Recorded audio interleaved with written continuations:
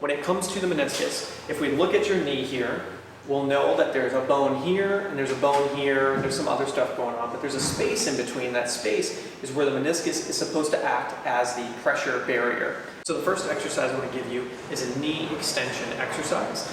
The purpose of this is to tune in all of these quad muscles that control where your kneecap moves. So there's a muscle here in the straight center, there's muscles on either side, and there's huge muscles on the outsides of those. So think primarily there's going to be 5 guys we're looking at, and each one pulls at a different angle of your kneecap here. So we need to get all 5 working. So to do that, let's just go into that knee extension. This is like a warm-up to your deadlifts and squats. You could also do this before bed, you could do it in the morning when you wake up. And when we squeeze that knee, lock it into extension, I want you to feel equal pressure coming on the inside of the kneecap here, all the way around each section of your kneecap. You should feel that pull, that tendinous pull, across the knee into the top of this shin bone here, okay? We're locking it out, not high intensity, you don't need to be squeezing. I just want you to focus on feeling it. So what happens when we get these muscles that don't work well is not that they're weak, it's not that you need to work them out more, it's that there's a loss of connection. It's just like a friendship or a relationship. If you talk to them too much, work out too much, they don't like you. And if you don't work out enough or talk to them enough, they don't like you either. So we have to find that balance. And most people don't have the nice low intensity exercises like this to warm themselves up. I'm generally going to recommend not stretching these guys because stretching desensitizes the muscles. It actually is like the opposite of building a relationship. You're actually trying to detach from them. So we're going to bring our attention to getting these muscles to work well.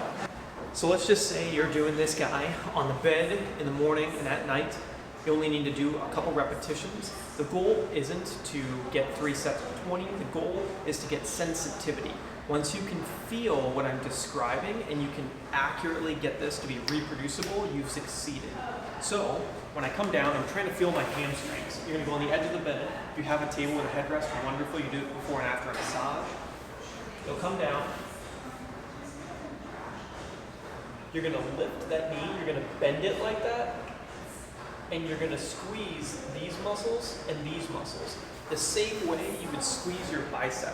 So if I can flex my bicep, I can flex my quads, right? I can flex my hamstrings, or at least I should be able to. If you can't get that same feeling, that's the problem we're looking for. We're going to try to improve that over time. So you're here and you're lifting the knee one at a time. You need to feel the outside and the inside. It shouldn't be high intensity, it shouldn't be fatiguing, but we want to be able to control that movement and squeeze these muscles really hard. This is a concept called intention, where instead of using weight to force the muscles to work, we are dominating the muscles mentally and getting them to work. So we're really testing the limits of our control, and as I bring it out, I'm squeezing those same muscles. And we're going to do that 10 reps, nice and slow. You can point the toe for 5 of them, and you can lift the toes for 5 of them. So 5 reps of each type. Both sides. It's really important to do both sides because we don't want to develop any imbalances. Okay, so another key point here that I want you to understand about the knee extension and the knee flexion, or the bending and the straightening of the knee that we just worked on, between balancing the kneecap on the front side, on the back side. If there's a gap behind this kneecap between my femur and my shin bones, then if the muscles are weak, they pull really tight. If someone's uncomfortable, or let's say that they're broke, right? They're spending, they just lock it down because they're scared. If you give them a big surplus of money, they start spending money all the time. If I give these muscles a big surplus of control and strength, they'll loosen up and they'll give us more range of motion. By doing that, there's going to be a bigger gap where that meniscus is used for, so that he doesn't have to be used as intensely. So I've done with a lot of meniscus tears over the years. This is a huge thing. If we can stabilize and strengthen the connection, not strengthen the muscles to fatigue, but get them to connect better in our deadlifts and our squats. But first over here, they're going to give you more range of motion and take pressure off of that knee. Every square inch of muscle that you have contributes to your production of a hormone called BDNF, brain-derived neurotrophic factor. It's actually an enzyme, a protein. And BDNF leads to serotonin, it leads to oxytocin, leads to dopamine, all of your feel-good hormones. So as less muscles are connected through here with your conscious control, you don't get as much secretion of BDNF and thereby not as many of the feel-good hormones. Okay, so exercise number 1 for the feet. You're gonna be laying down here and nice and gentle. Foot's gonna go down. We're gonna keep the foot down. You're gonna rotate out all this while laying down.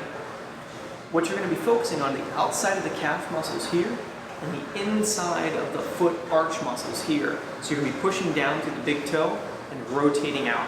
This is really important because as you expose these different joints to these range of motion that they don't normally get exposed to, we start to find these weaknesses, these areas of connection or control that you may not have or just may not be optimized. And for someone who has a past history of an injury, it's really important to get the body functioning as optimally as possible.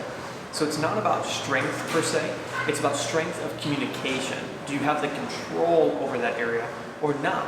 And that's what exercise is going to become as we implement these priming techniques, is a chance to improve the communication of your body and really do some TLC. So, foot is down, we're rotating out, holding that. We're going to hold that for a good 10 seconds, really let that contraction happen. You can go longer if you need to get that focus happening, because the important part is that you do focus on these muscles and you can honestly feel them. Just go as long as you have to go so that you can feel those guys, because if you can't feel them and they're not working, you don't have a relationship with them. And if you don't have a relationship with these muscles, when you go to deadlift and squat, run, walk, whatever, they aren't going to work for you. So the second exercise, foot down, toes down again. We're going to rotate in, so opposite direction. For this direction, we're thinking bottom of the foot, because you're going to be pushing down through all the toes into the ground, or the pads of your toes. And the back of your calf should be lit up on this one.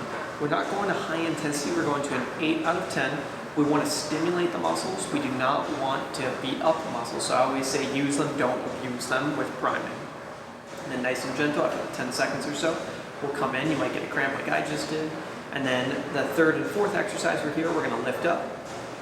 We're going to rotate out.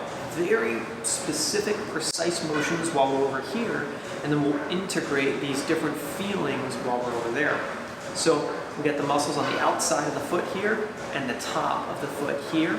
So we're thinking 4th and 5th metatarsals, where that tension should be here, right up along here. Specificity is key if you want to really heal and you want to feel really good. Specificity is so important, because if these muscles work well down here, they will reduce the amount of shock that goes up through the rest of the body. Your knees, your hips, your back, your shoulders, your neck, it will all be healthier if we can keep this foot really engaged and healthy.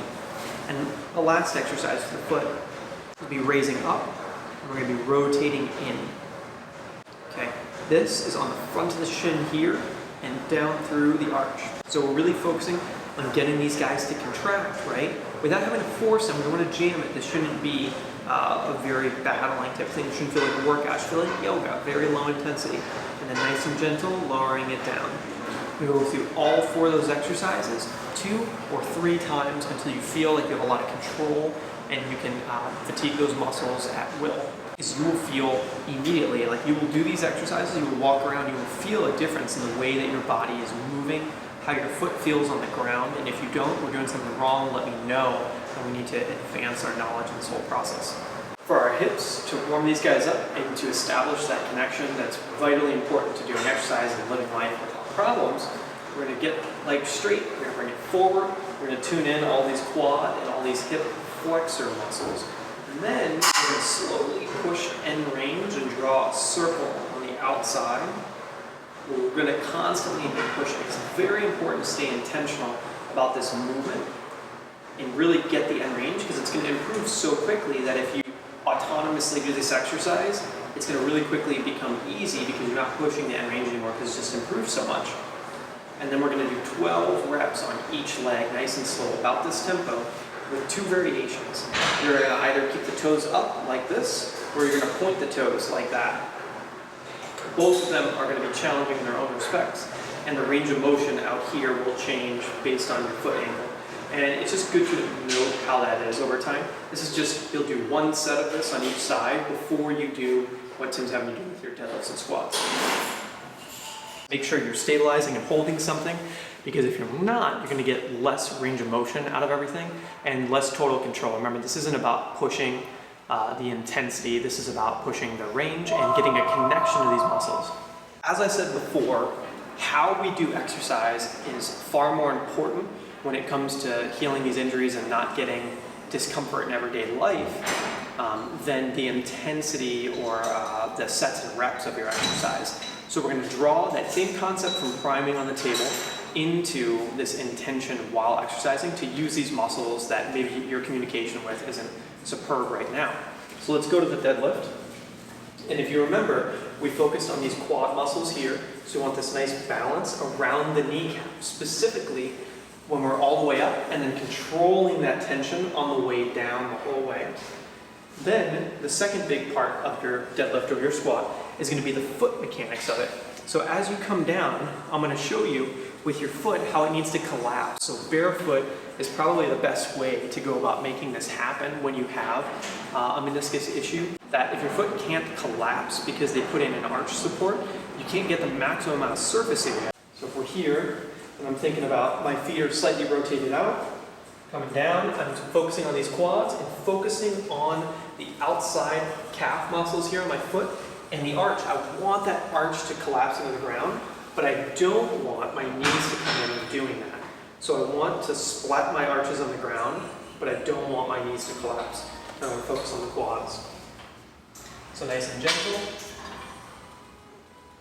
Just there, and right here is where you can really feel those quad muscles working. Squeeze them at the top where you're blocking your knees out, and then gentle as you come down, let those quad muscles still feel. Very conscious effort.